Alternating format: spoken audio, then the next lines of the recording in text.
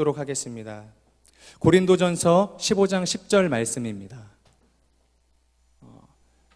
강대상 좀 부탁드릴게요. 고린도전서 15장 10절 말씀입니다. 한 절밖에 되지 않기 때문에 여러분과 제가 한 목소리로 교독하도록 하겠습니다. 시작. 그러나 오늘날 내가 나 된 것은 하나님의 은혜로 된 것입니다. 내게 주신 그분의 은혜가 헛되지 않아 내가 어느 사도보다 더 많이 수고했습니다. 그러나 이것은 내가 한 것이 아니요 오직 나와 함께 하신 하나님의 은혜로 한 것입니다. 아멘. 오늘 힐링 캠프라는 제목으로 여러분들에게 좋은 말씀 전해주실 이서진 목사님 나오실 때 많은 은혜 받으시기 바랍니다. 여러분 들어오시면서 책갈피와 또 카드 열쇠고리를 받았을 텐데 저희가 미생이라는 주제로 3월 말씀을 나누려고 합니다. 옆 사람에게 이렇게 인사해 주시겠어요? 당신은 아름다운 사람입니다. 네, 제가 다른 교회 다니다가 온누리교회 오신 분한테 피드백을 하나 들었는데 온누리교회 교인들은 축복할 때 절대로 옆 사람의 얼굴을 쳐다보지 않는데요. 다 이렇게 하는 문화가 있다 그러는데 그 문화를 바꿔야 될 것 같아요. 얼굴까지는 조금 어려워도 어깨라도 바라봐주면서 축복할 때 상대방 바라봐야 되니까 조금 더 힘을 내서 이렇게 축복해 주시겠어요? 당신은 아름다운 사람입니다. 네, 가슴에 손을 얹고 저를 따라 스스로를 축복했으면 좋겠습니다. 하나님은 나를 사랑하십니다. 여러분 믿음을 가지고 선포를 분명하게 해야 돼요. 다시 한번 하나님은 나를 사랑하십니다. 나는 그 사랑 안에 있습니다. 이 시간 말씀 앞에 내 마음을 엽니다. 나는 절대로 이전과 같지 않을 것입니다. 아멘. 여러분 우리가 인식하든 인식하지 못하든 봄이 왔습니다. 우리가 저번 달에 김도현 씨를 이렇게 초청해서 노래를 들을 때 봄이라는 노래를 들었어요. 그런 소절이 있어요. 내가 염려했던 지난 날들과 영원히 계속될 것만 같았던 추운 겨울은 주님의 약속대로 흔적도 없고 내 하나님 행하시니 만물이 찬양하느나 이런 구절이 있어요. 노래는 제가 하고 긴장은 여러분이 하는 기현상이 일어나고 있지만 저는 긴장하지 않았어요. 평소에 찬양을 많이 하면 긴장하지 않습니다. 근데 이런 구절이 있어요. 근데 어느새 겨울이 끝나지 않을 것 같던 겨울들이 사라지고요. 목요일이었나요? 금요일이었나요? 정말 갑자기 기온이 확 뛰어 올라서요. 일본 오키나와보다 날이 더 따뜻한 날이 이번 주에 하루 있었거든요. MC들이랑 함께 리더십들이랑 함께 있는 대화 나누는 창에서 야 봄이 이렇게 소리 소문 없이 갑자기 훅 다가오니까 약간 놀랍다 이런 이야기를 했습니다. 사람한테도 영혼의 봄이라는 게 있습니다. 영원히 계속될 것 같은 겨울들이 있고 우리의 삶에 도저히 벗어날 수 없을 것 같은 혹한의 시기를 지나서 하나님께서 다시 우리의 삶 가운데 주시는 거룩한 회복과 생명력이 움트는 봄이 있는 것을 여러분이 결국은 알게 될 거라고 생각이 돼요. 저는 제가 정말 사랑하는 사람들에게 제가 받은 은혜를 다 설명할 수 없을 때 이렇게 말하거든요. 당신도 결국 알게 될 겁니다. 여러분 저를 따라해 주시겠어요? 당신도 결국 알게 될 겁니다. 저는 정말 결국은 알게 되는 그 영혼의 봄, 영혼의 회복, 그 영혼의 생명력에 대한 이야기를 이번 3월 동안 쭉 이야기하고 싶어요.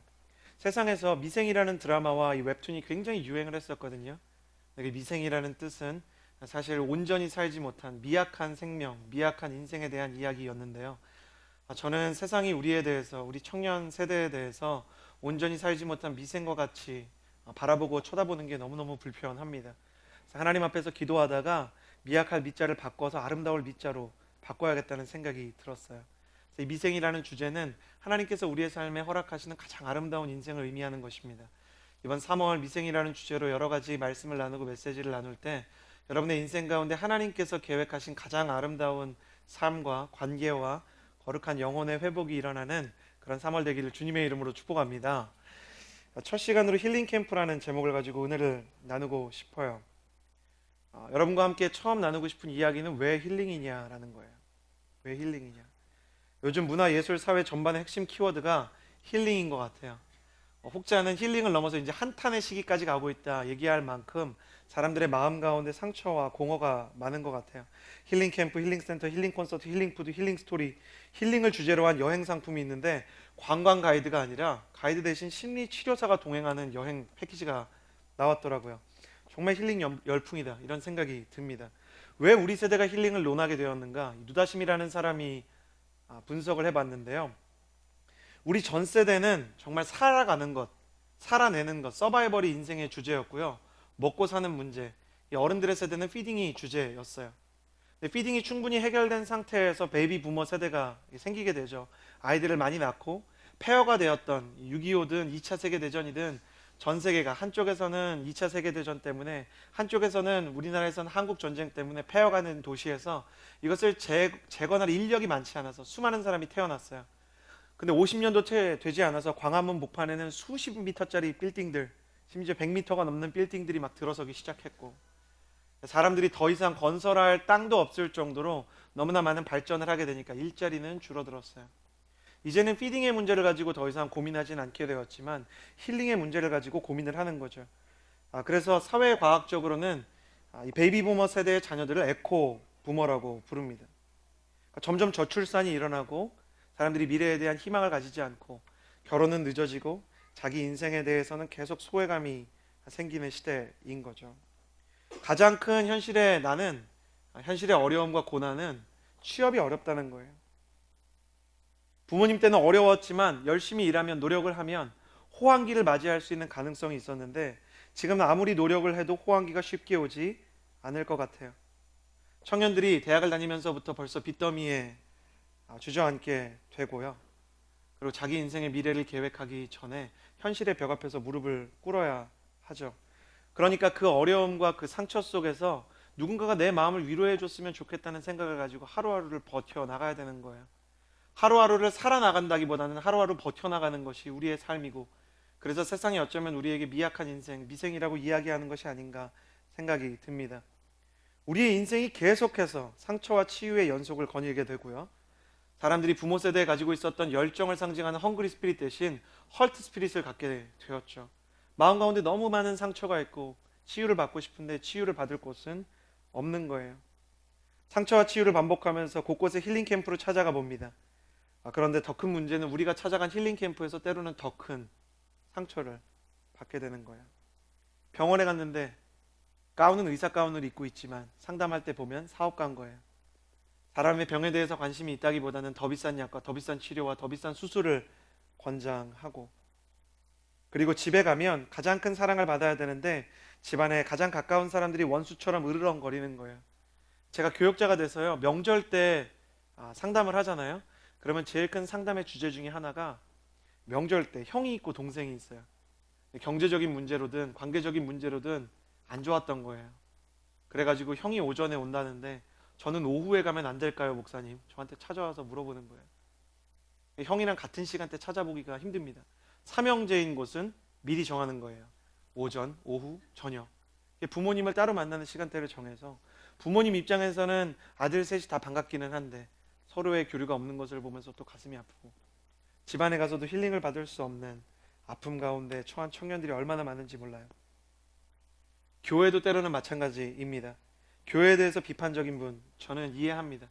왜냐하면 제가 초등학교 때 다니던 교회, 중학교 때 다니던 교회가 둘 다 금전적인 문제와 관계적인 문제로 깨어졌거든요. 나는 정말 교회만큼은 최후의 보루라고 생각했는데 깨어진 교회의 아픔을 경험하면서 정말 교회 가운데 힐링을 받을 수 있을까에 대해서 좀 회의적인 마음이 들 때가 있었어요. 너무 이상한가요? 목사가 교회에 실망한 적이 있었다는 게. 근데 대부분의 사람들이 어쩌면 이 시대의 많은 크리스천들이 교회에 실망하고 있는 건 더 이상 공공연한 비밀도 되지 않습니다. 그래요. 병원에 가든 가정에 있든 교회에 가든 우리는 충분한 치유를 받지 못해서 허덕이는 세대고요. 하루하루를 버텨나가면서 미래에 대한 온전한 꿈과 아름다운 인생을 그리지 못하는 사람들일지 모르겠습니다. 성경을 찾아보니까 인생이 굉장히 혹독했던 사람이 여럿 있더라고요. 근데 그 중에 가장 힘들었던 사람이 누구일까? 가장 외로웠던 사람이 누구일까? 하나님께서 첫 번째 주신 힐링이라는 주제를 나누고자 할 때 떠오른 사람이 있었어요. 육체적으로도 큰 어려움이 있었고 또 자기의 삶의 일터에서도 늘 갈등이 있었던 사람 바울이라는 사람이에요. 사람들이 바울을 생각할 때 그는 늘 진취적이고 열정적인 사람이라고 생각합니다. 교회 오래 다닌 사람들은 바울에 대해서 이렇게 기록하고 또 기억되는 문화들을 가지고 있습니다. 그는 굉장히 열정적이었고 굉장히 탁월한 사람이었고 수많은 사람들에게 도전을 주고 지치지 않는 사람. 근데 여러분, 제가 목사가 되고 나서 정말 영적인 지도자들 다 만나봤는데요, 사람은 하나같이 연약해요. 영웅처럼 보이는 사람도요, 사모님들 모임에서 저는 충격받았어요. 저희 아내가 사모 모임에 갔거든요. 근데 제가 존경하는 목사님들, 사모님들이랑 같은 테이블에 앉게 된 거예요. 누군지 알려고는 하지 마시고요. 같이 앉게 된 거예요. 근데 사모님들이 집에 오면 우리 남편이 그렇게 우는 소리를 한다고, 안마해달라 그런다고, 나 외롭다고, 나 속상하다고, 서운하다고 그런 얘기를 한다는 거예요. 저는 듣고 너무 큰 문화 충격을 받았어요. 그분은 그럴 것 같지가 않았거든요. 사도 바울한테도 그런 마음이 있었을 거예요. 인간이기 때문에. 사도 바울에 대한 기록들을 보면요, 그가 타고 가던 배가 몇 번을 침몰했고요, 그리고 39대 맞은 곤장을 5번을 맞았고 채찍에 3번 맞았고요, 한 번은 돌로 맞았는데 사람들이 저 사람이 죽었다고 생각하고 성문 밖으로 던졌대요. 근데 사도 바울을 핍박하는 사람들이야 그럴 수 있다 그러지만, 사도 바울을 가장 사랑해야 됐다고 생각하는 그가 세운 교회의 성도들도 때로는 그의 영적인 권위를 인정해주지 않았던 거예요. 그런데 그 사람이 나이가 다 들어서 조금 있으면 하나님 나라로 가야 되는 시점에서 한 고백이 오늘 우리가 함께 읽은 이 말씀이란 말이죠. 오늘 말씀에 이렇게 기록되어 있습니다. 말씀을 한번 같이 읽어봤으면 좋겠는데요. 고린도전서 15장 10절 함께 읽어볼까요? 시작. 그러나 오늘날 내가 나 된 것은 하나님의 은혜로 된 것입니다. 내게 주신 그분의 은혜가 헛되지 않아 내가 어느 사도보다 더 많이 수고했습니다. 사도 바울이 자기 인생을 돌아보니까 고생을 했다는 얘기를 하는 거예요. 저는 확신을 했어요. 이 사람이 지금 자기가 성경 쓰고 있는 걸 모르는구나. 알았으면 자기가 이렇게 쓰진 않았을 거예요. 내가 대박 고생했다. 여기에 어느 사도보다 더 많이 수고했다라고 써 있는데, 사실은 문체를 그대로 번역하면 이렇게 써 있어요. 나 완전 대박 고생했다. 이렇게 써 있거든요. 성경을 쓰는 줄 알았으면 그렇게 쓰지 않았을 거예요. 자기가 고생한 얘기를 쭉 쓴 거예요. 그럼에도 불구하고 사도 바울의 마음이 힐링되는 키워드가 몇 개 있었는데, 그 마음이 치유되고 회복돼서 완전히 하나님의 사람으로 회복되는 키워드가 몇 개 있었는데, 저는 그거를 좀 나누고 싶은 거예요. 첫 번째는 뭐냐면 감사예요. 우리가 이 구절을 읽으면 교회 많이 다니는 사람들은요, 하나님의 은혜를 강조한다고 생각해요. 이 사람은 너무 연약한 사람이었는데 하나님이 은혜를 주셔서 사도가 됐다 이거예요. 근데 잘 보면요, 자기 인생에 대한 만족이었고 감사가 없으면 이 고백은 못하는 거예요. 사람들이 나의 나 된 것은 하나님의 은혜다라고 고백하는 거를 보세요. 오늘날 크리스천들이 이 고백을 인용할 때는 사업이 성공을 하거나 집안이 어려움에서 벗어났거나 아니면 결혼을 했는데 아이가 너무너무 잘 자라는 그런 환경 속에 있게 되거나 자기 인생에 축복이 쏟아질 때 이거 내가 한 게 아니고 하나님께서 한 거다라고 말하는 거예요. 근데 사도 바울은 그렇지가 않았어요. 이 말을 하고 있는 순간까지 그는 돌을 맞았고 채찍을 맞았고 그리고 곤장을 맞았고 사람들에게 버림받았는데, 그 사람은 그런 거에 대해서 원망과 불평을 하고 있지가 않은 거예요. 여러분 잘 생각해 보세요. 은혜가 없는 것인가 아니면 은혜를 발견하지 못하는 것인가? 은혜는 하늘에서 내려오지만 한편으로 은혜는 땅에서 발견돼야 되는 것인 줄을 믿습니다. 여러분의 인생에서 count your blessing, 받은 복을 세어보셔야 돼요. 여러분의 인생에 진짜 감사가 없는 것인지. 제가 아이를 낳고 보니까 아이가 정말 이렇게 감사를 잘 모르는 거예요. 근데 아이를 낳고 깨달은 게 있어요. 인간이 만물의 영장이라 그러는데 돌고래는 태어나서 조금 있으면 수영을 해요. 돌고래는 태어나서 조금 있으면 바다에서 알아서 수영합니다. 얼룩말은 태어나서 일주일도 되지 않아서 걸어다니기 시작하고 뛰어다니기 시작해요. 사람은요?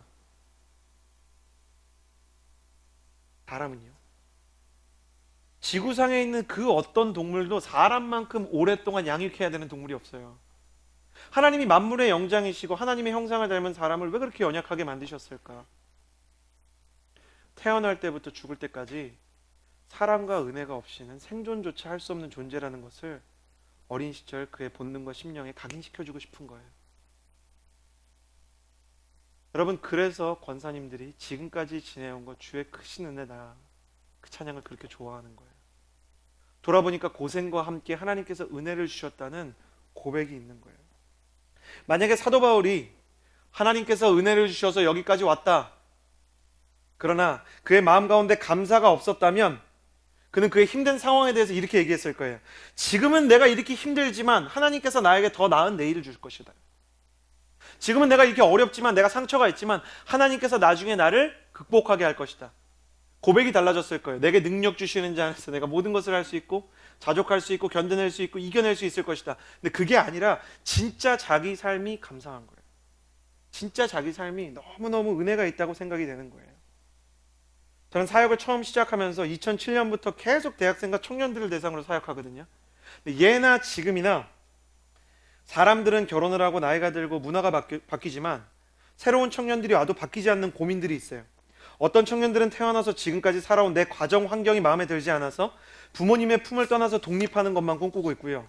어떤 청년들은 열심히 공부를 했지만 들어가게 된 대학이 마음에 들지 않아서 내가 어떻게 하면 더 좋은 대학을 들어갈 수 있나 이것만 생각을 하고 있어요. 어떤 형제 자매들은 자기가 만나고 있는 사람이 마음에 들지 않아서 연애를 하면서도 저를 찾아와서 목사님 더 좋은 형제를 만날 수 있을까요? 제가 뭐라고 대답을 해줘야 될지 이렇게 찾아와서 목사님 더 좋은 형제 만날 수 있게 기도해 주세요. 제가 담당하는 공동체에서 만나고 있으면서 제가 어떻게 해야 되는 건지, 형제한테는 알려줘야 되는 건지 고민이 되는 거예요. 와서 둘이 연애를 하는데 목사님 더 좋은 형제 만나고 싶어요.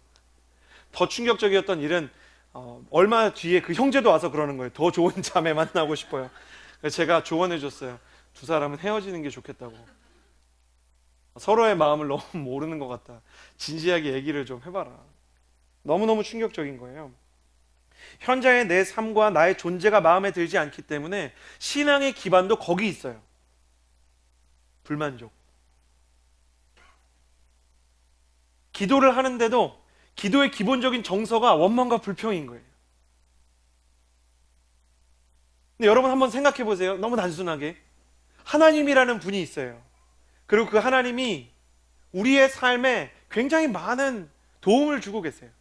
근데 사람이 도움을 주는 것에 대해서는 전혀 인정하지 않고 감사하지 않고 내 인생에 대한 원망과 불평만 있다고 하면 하나님이 얼마나 속상하시겠어요.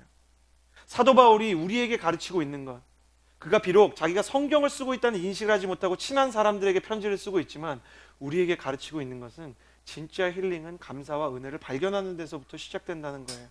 상황과 환경이 나아지기 때문에 내 인생이 더 행복해지는 것이 아니라 내 환경과 상황이 아직도 내가 원하지 않는 수준에 머물러 있지만 내가 감사와 은혜의 조건을 발견하기로 나의 시선을 돌리는 데서 힐링이 시작된다는 거예요.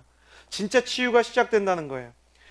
그런 환경들 속에서 어떤 상담을 하게 됐는데 이 청년이 있어요. 아버지가 일찍 돌아가시고 제가 건대 온누리교회에서 이렇게 청년들이랑 사역할 때 아버지가 일찍 돌아가시고 홀어머니를 모시는데 어렸을 때부터 공부를 잘했어요.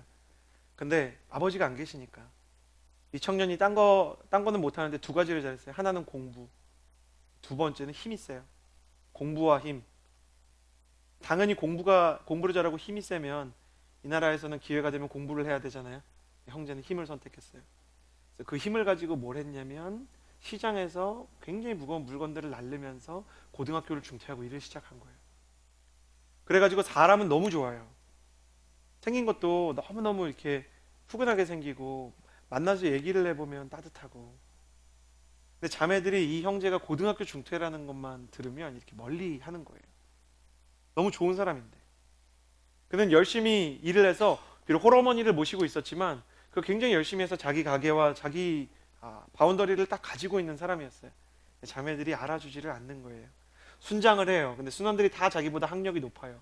제가 그 형제가 가진 이 상황들을 알았기 때문에 오기 전부터 이 형제가 무슨 이야기를 할까, 인생에 고생이 너무 많았을 텐데 17살 때부터 이렇게 가족들을 위해서 돈을 벌어야 됐던 형제가 무슨 얘기를 할까 그러는데 와서 기도해달라 그러더니 말은 안 하고 같이 본당에 들어가서 기도하자는 거예요. 형제가 기도하는데 너무 많이 울어요. 그래갖고 제가 그런 형제들은 주로 인생이 어려움이 많으니까 하나님 고쳐달라고 저 어려움과 아픔을 주님께서 상쇄시켜 주시고 그의 지친 마음을 위로해달라 그랬는데 왜 울었냐고 물어보니까 1시간 내내 감사 기도를 한 거예요. 자기는 비록 홀어머니 밑에서 자랐지만 어머니의 분에 넘치는 사랑을 받았고 자기는 고등학교를 중퇴했지만 어려운 시간들 장사하면서 기도할 때마다 하나님께서 채워주셨고 장사를 하다가 어깨를 다쳐서 더 이상 무거운 짐을 들 수 없었을 때 그 어깨가 다친 것 때문에 새로 시작한 일이 축복을 받아서 그 일이 지금 여기까지 왔고, 자기 순원들은 자기보다 다 좋은 대학 다니는데 자기를 하나님께서 순장을 삼아주셨고, 그 다음에는 이 형제가 착각이 아닌가 생각을 했지만 좋아하는 자매가 있는데 그 자매도 요즘 자기한테 관심이 있는 것 같다는 거야. 제가 마지막 계속 아멘하다가 마지막 부분에서는 약간 아멘을 망설였지만, 그렇지만 저는 굉장히 충격받았어요. 누가 봐도 원망의 조건이 많은 사람 아니겠어요? 왜 하나님께서는 내 인생에 이 어려움을 주셔서 아버지를 일찍 데려가셨습니까? 왜 저는 남들 다 나오는 고등학교를 2000년대에 고등학교를 나오지도 못하고 이 고생을 해야 됐습니까? 왜 저를 좋아하는 자매들이, 제가 좋아했던 자매들이 저랑 교제를 시작하려고 하는 것 같다가 제 학력을 보고 다 도망쳐야 합니까? 근데 한마디도 그렇게 하지 않고 이 형제가 자기의 인생에 감사를 나누는데, 돌아오는 길에 제 마음이 너무너무 부끄러운 거예요. 기숙사에 살았거든요. 장신대 기숙사는 약간 산 중턱에 있기 때문에 가다 보면 이렇게 검정색 하늘이 보이는데, 하나님이 저한테 말을 거시는 것 같았어요. 사랑하는 아들아, 하늘이 검으면 별이 없니? 밤하늘이 칠흑같이 어두우면 구름이 끼고 안개가 끼고 먼지가 끼어서 별이 보이지 않으면 별이 사라진 거냐? 근데 진짜 눈에 안 보이는데 그런 느낌 아세요? 진짜 별이 보이는 것 같은 거예요. 눈으로 보인 건 아니었어요. 근데 정말 그런 상상이 되는 거예요. 그걸 보는데 이렇게 별이 막 있는 것 같은 상상. 하나님 저한테 그러시는 것 같았어요. 되게 힘든 시기였어요. 가족이 이민을 가고 저는 한국 국적을 선택했는데 그 선택의 대가로 할렐루야 군대를 가야 됐어요. 마음이, 교육자 하다가 군대를 갈 생각을 나이 한참 들어가고 갈 생각하니까 걱정이 되고, 근데 갑자기 찬양이 나오기 시작하면서 너무 죄송하더라고요. 산 중턱에 앉아서 그때 하나님께 감사하다는 기도를 하기 시작했는데 굉장히 오랜 시간이 지났던 거 기억합니다. 놀라운 거 아세요? 감사하면 삶이 똑같은데, 내가 감사의 고백을 이렇게 하나님께 드리고 나면 삶이 똑같은데 마음이 달라요. 마치 똑같은 길을 걸어도 연인과의 기억이 있으면 그 길을 다르게 느끼는 정서가 있듯이, 하나님과 함께 나의 인생을 반추하고 칠흑같이 어두운 밤하늘을 보고 있지만 하나님께서 내 인생에 주셨던 감사를 생각해 보니까 너무너무 감사한 거예요. 여러분은 어떠세요? 요즘에 감사가 좀 되시나요? 저희가 여러분을 좀 돕기 위해서 저희 임원들과 함께 감사의 고백을 담은 영상을 준비를 했습니다. 함께 영상을 잠깐 보시는 시간을 가졌으면 좋겠는데요. 같이 한번 보시죠.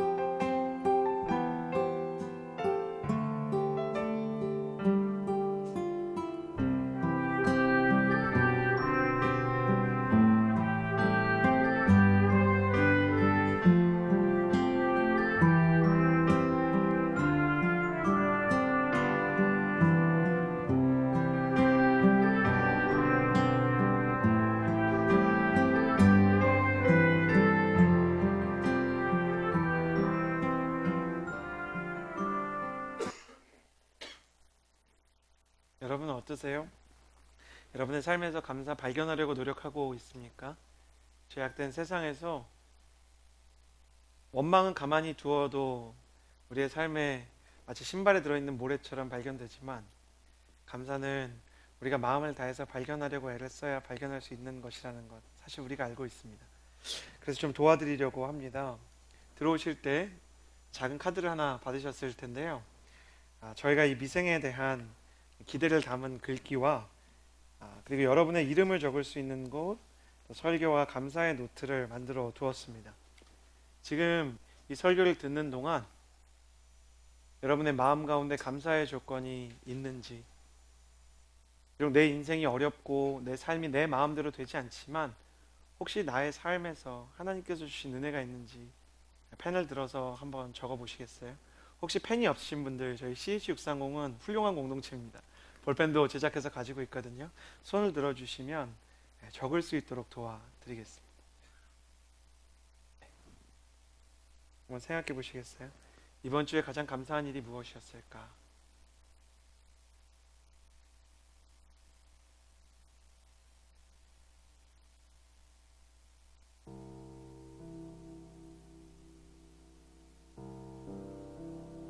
하나님께서 이 시간에 여러분에게 감사의 마음을 열어주시기를, 보이지 않았던 것들과 이미 존재하는 은혜들을 기록할 수 있는 힘을 주시기를 간절히 소원하고 여러분을 위해서 기도합니다. 여러분, 내 인생에서 해낸 일이 많을까? 되어진 일이 많을까? 여러분, 사람이 팔과 다리는 자기 마음대로 움직일 수 있지만 심장이나 폐와 같은, 두뇌와 같은 더 중요한 기관들은 내가 움직이려고 하지 않아도 자연스럽게 움직인다는 것 다 알고 계시죠? 하나님께서 내 인생의 가장 중요한 것들은 자연스럽게 움직일 수 있게 만들어 주시고, 그리고 내가 원망을 하던 불평을 하던 하나님께서 우리가 살 수 있도록 멈추지 않고 우리의 심장과 또 우리의 폐를 움직이고 계세요.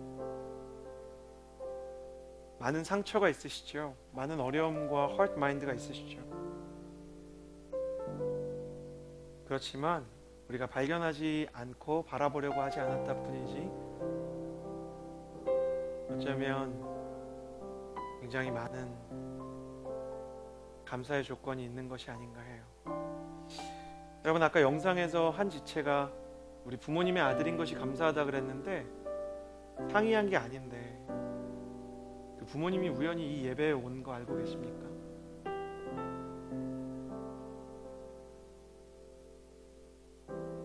상의한 게 아닌데 하나님께서 선물을 주실, 하나님이 그 선물을 우리에게 허락하신 이유가 무엇일까 생각합니다.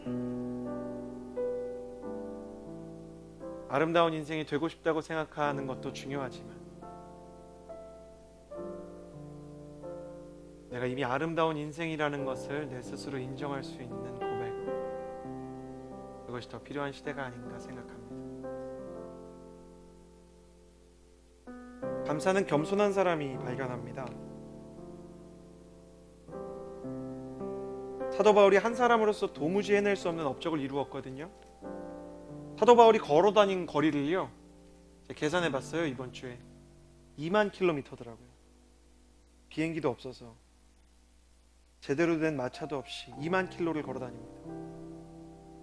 그 길에서 불치병을 걸린 사람을 만나면 기도로 병 고쳐주고, 마음이 고장난 사람 만나면 우울증을 고쳐주고, 귀신 들린 사람을 만나면 그 귀신 쫓아주고, 자기는 때로는 밥도 챙겨 먹지 못하지만 수많은 사람들을 먹이고, 자기는 자기의 마음이 고장날 때 아무도 위로해주지 않지만 수많은 사람들의 위로자가 되었던 바울. 그러나 그가 무엇이라고 얘기하냐면 그 자신은 그 모든 업적과 기적들이 자기 자신과는 아무런 상관이 없다고 고백을 합니다. 왜냐하면 자기가 돌아보고 감사할 때마다 그곳에서 나를 지켜주시고 나를 완성시켜 주셨던 것은 진짜 하나님이었다는 것을 그는 알고 있기 때문이에요. 그 겸손함과 그 감사는 절박함이 되었고, 그 절박함으로 날마다 하나님을 향해서 내가 이 겸손과 절박함을 놓치지 않게 해달라고 기도할 때 하나님이 그의 심장이 되어주시고, 하나님께서 그의 폐가 되어주셔서 죽음의 위기 앞에서 다시 심장이 뛰게 하시고, 일어날 수 없는 자리에서 다시 걷는 다리가 되어 주셨어요. 그것이 그의 인생을 거기까지 달려올 수 있는 힘이 되었고, 그것이 그의 삶에서 그를 다시 새롭게 일으키는 날개가 되어 내 삶을 비상하게 한 것입니다. 여러분, 1950년대에서 70년대까지 미국의 커피를 석권했던 것은 여러분이 잘 아시는 맥스웰 하우스예요. 이 맥스웰 하우스에서 최고급 원두에 걸맞는 이 아라비카 원두를 가지고 커피를 만들어서 팔았는데요. 지금 있는 이 프랜차이즈 커피숍처럼 수많은 커피숍과 음료를, 한쪽은 마트를 통해서 한쪽은 커피숍을 통해서 팔아서 미국을 완전히 점령했었어요. 근데 1954년도에 브라질에 갑자기 너무 큰 서리가 닥치면서 아라비카 원두가 너무너무 생산량이 떨어진 거예요. 이 사람들이 어떻게 할까 고민을 하다가 가격이 너무 올라가서 사람들이 컴플레인이 많으니까 질이 떨어지는 로부스타 커피 원두를 섞기 시작해요. 로부스타 커피 원두는 병충해나 서리에는 강한데 맛이 타고 막 쓴 그런 향이 나거든요. 섞어서 시음회를 해봤어요. 원두를. 사람들이 모르는 거예요. 그래서 그때부터 맥스웰하우스에서 커피에 아라비카 최고급 커피와 로부스타 질 떨어지는 이 원두를 섞어가지고 팔기 시작해요. 한 해가 지나요. 조금 더 섞어요. 근데 또 몰라요. 그러니까 또 그렇게 팔았어요. 근데 계속 그렇게 팔다 보니까 어떤 일이 생겼냐면 사람들이 커피를 마시다가 어느 순간에 뚝 떨어지는 거예요. 왜였을까요? 맥스웰하우스를 계속 마시던 어른 세대는 그 맛이 변해가는 걸 몰랐는데, 맥스웰하우스를 처음 마신 젊은 세대는 마셔보니까 커피 맛이 엉망인 거예요. 그래서 15년이 지나니까 사람들이 탄산음료를 엄청 먹고요, 커피를 먹지 않아요. 미국의 커피 그 판매가 급감하기 시작합니다. 이때 순전히 아라비아 커피만을 선별해서 커피 문화를 새로 주도하겠다고 사업에 나선 사람이 바로 하워드 슐츠고요. 그래서 아직까지 특별한 탄 향과 쓴 향을 내기 위해서가 아니면 절대 로부스타를 쓰지 않는 커피숍이 여러분이 잘 아는 스타벅스예요. 그래서 맥스웰 하우스는 결국 맥스웰 하우스 커피숍 보셨어요? 커피숍에서는 완전히 철수를 하고요. 스타벅스가 모든 커피 시장을 석권하게 된 거예요. 제가 지금 왜 커피 이야기를 하냐면요, 교만과 원망은 질 떨어지는 로부스타 원두 같아요. 처음에 섞일 때는 너무 교묘하게 섞여 들어와서 내 인생을 시음해보고 다시 시음해봐도 사람도 모르고 나도 몰라요. 시간이 조금 지나잖아요. 그 사람의 존재와 예배와 영혼에서 탄 향이 나기 시작해요. 우리는 평생 나 자신이랑 살잖아요. 그러니까 내가 그렇게 변해가는 걸 모르는데 나중에는 나를 처음 만나는 사람은, 야, 저 사람은 정말 그리스도의 향기가 아니라 무언가 세상에 탄내가 난다고 생각이 되는 거예요. 여러분, 정말 힐링을 원하세요? 정말 하나님께서 주시는 치유 가운데 들어가고 싶으세요? 감사와 겸손에 아라비카 원두를 선택하세요. 로부스타를 버리는 거예요. 사람들 사이에서도 교묘하게 남 욕하는 사람, 교묘하게 남 이렇게 비속어 안 쓰고 교묘하게 욕하는 사람들이 인기 많잖아요. 근데 여러분, 진짜 힘들 때 그 사람 찾아가시나요? 여러분, 진짜 힘들 때 원망과 불평, 웃기게 얘기하는 사람 우리 안 찾아가잖아요. 감사와 그리고 겸손의 아라비카 향이 있는 크리스천을 하나님께서 찾고 계세요. 저는 힐링에 대해서 생각하면서 상황과 환경이 변해야 되는 것인가에 대한 질문을 다시 한번 가지게 되었어요. 물론 하나님께서 여러분의 환경들을 바꿔주실 거라고 저는 믿어요. 하나님께서 여러분을 질병으로부터 건강하게 하시리라는 믿음이 제 안에 있어요. 그런 믿음을 가지십시오. 그리고 하나님께서 여러분을 통해서 아름다운 가정을 만드시리라는 믿음도 제 안에 있어요. 그리고 하나님께서 여러분을 통해서 여러분의 고장난 사랑하는 사람들을 고치실 거라는 믿음도 역시 있어요. 그러나 상황과 환경이 변하기 전에, 상황과 환경이 도무지 변하지 않는데도 마음이 바뀌는 힐링을 경험을 해야만 우리가 하나님의 은혜가 진짜 어떤 능력인지를 알게 되는 거예요. 상황과 환경이 좋아서 마음이 좋은 건 편안하다고 하는 거예요. 하나님의 은혜 때문에 상황과 환경이 좋지 않은데도 내 마음이 힘이 있고 내 마음에 감사가 있고 내 마음 가운데 소망이 있는 건 편안이 아니라 평안이라고 하는 거예요. 여러분은 편안한 사람이 되기 위해서 부르심을 받은 게 아니고 하나님의 평안을 전파하는 사람이 되기 위해서 이 자리에 초청을 받은 줄을 믿습니다. 언제까지 세상의 편안을 찾아서 그 파랑새와 그 허황된 공약을 찾아서 망망대해를 표류하시겠어요? 언제까지 내 인생에 소망이 없다는 이야기를 구구절절히 내놓으면서 여러분의 시간들을 흘려보내시겠어요? 저는 여러분이 그러지 않으셨으면 좋겠어요. 제가 하나님보다 마음이 나쁜 사람이라 이런 설교 준비하다 보면 제 마음에 그런 생각이 들어요. 그러니까 왜 하나님을 원망해? 감사해야지. 저도 잘 못 그러면서 그런 마음을 가지고 왜 사람들이 이렇게 불평이 많아? 그러면 안 되지. 그렇게 하고 있는데 하나님의 생각은 다르시더라고요. 근데 하나님은 그것조차 이해하시더라고요. 그러면서 저에게 이렇게 말씀하셨어요. 이 목사, 사람들이 왜 그렇게 원망하고 불평하는 줄 알아? 사실은 사람들 속에 소망이 있기 때문이야. 제가 지난밤에 하나님 무슨 말 하십니까? 소망이 있는데 왜 원망을 하고 불평을 해요? 하나님 그런 마음을 주셨어요. 서진, 잘 봐. 어떤 사람이 무슨 일을 진짜 하고 싶을 때 마음이 약하면 제일 먼저 하는 일이 뭔 줄 알아? 어떤 일이 정말 일어났으면 좋겠고 어떤 일을 정말 하고 싶은데 정말 나한테 소원이 있을 때 사람들이 뭐부터 하는 줄 알아? 그 일이 얼마나 어렵고 불가능한 일인지부터 얘기해.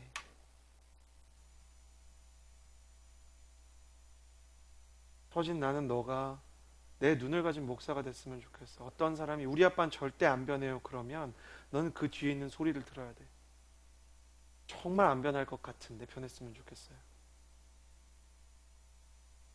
저는 어릴 때부터 병 달고 살았거든요. 이게 나을 거라고 생각하지 않습니다. 그러면 넌 이렇게 들어야 돼. 이 질병이 너무 힘들지만 낫고 싶은 마음이 제 안 깊숙한 곳에 있습니다.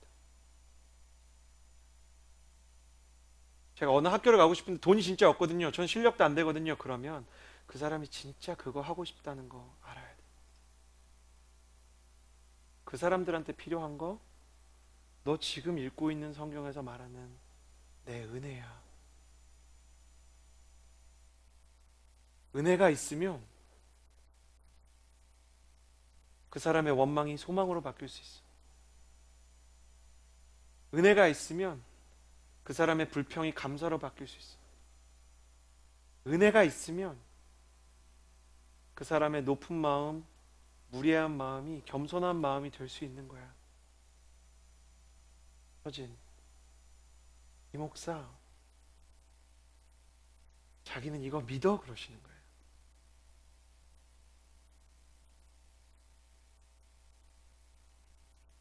여러분에게 다 나눌 수 없지만 저한테도 도무지 이루어지지 않을 것이라고 생각하는 제 인생에 제 가족의 어려움들이 있어요. 저는 어려서부터 고민했어요. 내 인생은 왜 이렇게 힘들까? 왜 내 주변에 아무도 겪지 않은 일을 나는 어려서부터 겪었어야 할까? 그러면서도 주님의 사역자로 헌신하는 가장 큰 이유는 심지어 아내에게도 안 바뀔 거야 이렇게 얘기하지만 주님 앞에 무릎 꿇을 때마다 하나님, 나 간절히 이게 바뀌기 원해요 라는 마음이 사실 있거든요. 여러분 원망 가운데 사셨나요? 불평 가운데 사셨나요? 사실은 여러분 정말 달라지고 싶은 거예요. 여러분, 여러분의 인생이 너무나 후회스럽고 여러분이 욱신거리는 상처들 때문에 마음이 아프신가요? 정말 치유받고 싶은 거예요. 그리고 하나님이 그 마음을 아십니다. 바울을 바꾸었던 하나님의 은혜, 바울에게 감사를 주었던 하나님의 은혜, 바울을 겸손하게 했던 그 하나님의 은혜에 여러분을 초청합니다. 다시 한번 오늘 말씀 한번 읽어볼까요? 같이 한 목소리로 오늘 말씀을 읽겠습니다. 함께 읽겠습니다. 시작. 그러나 내가 나된 것은 하나님의 은혜로 된 것입니다. 내게 주신 그분의 은혜가 헛되지 않아 내가 어느 사도보다 더 많이 수고했습니다. 그러나 이것은 내가 한 것이 아니요 오직 나와 함께 하신 하나님의 은혜로 한 것입니다. 어떻게 하면 하나님의 은혜에 대해서 더 생각할 수 있을까 하다가 생각난 찬양이 있어요. 그 찬양을 나누기 원합니다. 제가 너무 힘들 때, 제가 내 인생이 너무나 혹독하다고 생각했을 때,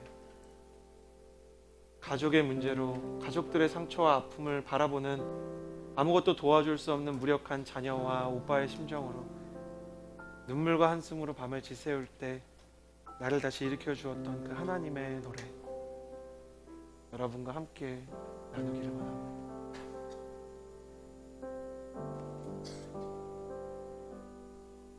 함께 찬양하겠습니다.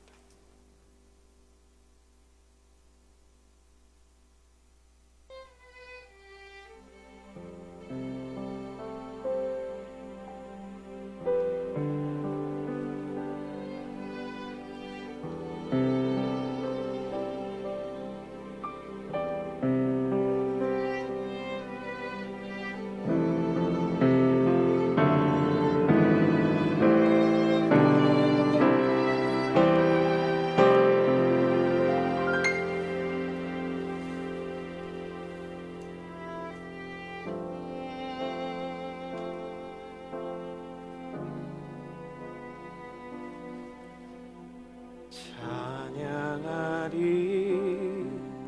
목소리 높여 찬양하리 내 마음 확정됐네 찬양하리 모든 상황 속 주만 경배하리 폭풍이 날 향해 몰려와도 슬픔과 역경 날 덮어도 주 약속 날 인도하시니 주만 경배하리. 함께 찬양합시다. 찬양하리 찬양하리 목소리 높여 찬양하리 내 마음 확정됐네 찬양하리 모든 상황 속 주만 경배하리 폭풍이 날 향해 몰려와도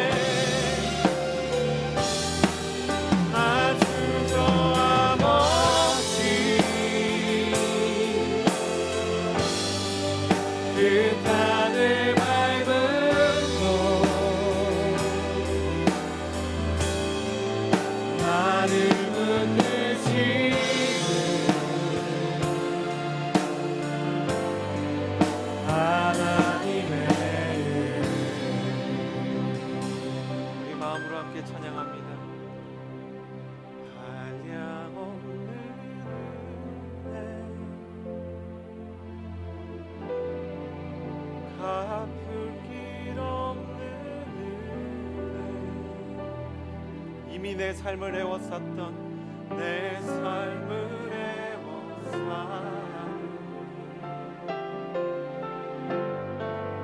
하나님의 은혜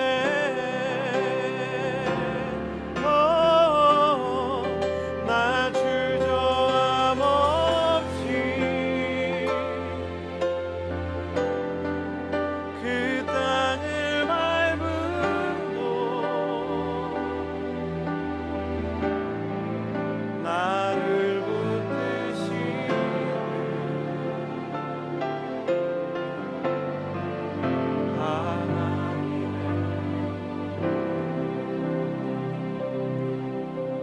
여러분 눈을 감고 가슴에 손을 얹어주시겠어요? 그리고 한번 생각해 봅시다. 물론 내 인생에 수많은 상처가 있었고 내 인생에 내가 감당할 수 없었던 여전히 내가 짊어지고 있는 상처와 어려움들이 있어요. 돈 때문에 어렵고 싶지 않은데 돈 때문에 어렵고, 사람 때문에 마음 그만 상하고 싶은데 마음이 상해 있고, 그리고 이 중에 형제들 같은 경우에는 내 마음이 언제 상했는지도 모르게 성품이 망가지면서 내가 싫어했던 사람들의 모습을 닮아가는 형제들도 있는 거 알고 있어요. 자매들 같은 경우에는 도대체 이유가 뭔지 모르겠는데 왜 이렇게 내가 우울한 건지, 내가 왜 이렇게 연약한 건지, 왜 잘못된 컴플렉스들을 가지고 있는지, 하루 종일 세상이 나를 실어놓은 롤러코스터에서 업다운을 반복하다가 나는 최악이라고 자책하고 더 나은 사람들과 비교하면서 마음이 망가졌다면 이 시간에 기도하며 나아가기를 원합니다. 주님, 내 인생에 이미 주신 하나님의 은혜를 먼저 발견하게 하여 주시옵소서. 하나님, 내가 원망의 사람이 아니라 다시 감사의 사람이 될 수 있도록, 예배의 사람이 될 수 있도록 내 마음, 내 생각, 내 심령을 주께서 주장하여 주시고, 내게 붙여주신 사람들을 오히려 치료할 수 있는 치유의 사람으로 상처를 입었었지만 상처 입은 치유자가 될 수 있게 주님, 내 마음에 충분한 은혜와 하나님의 사랑과 회복을 부어 주시옵소서. 한 손은 가슴에, 한 손은 하늘로 향하여 들고 주여 한번 외치고 기도합니다. 주여!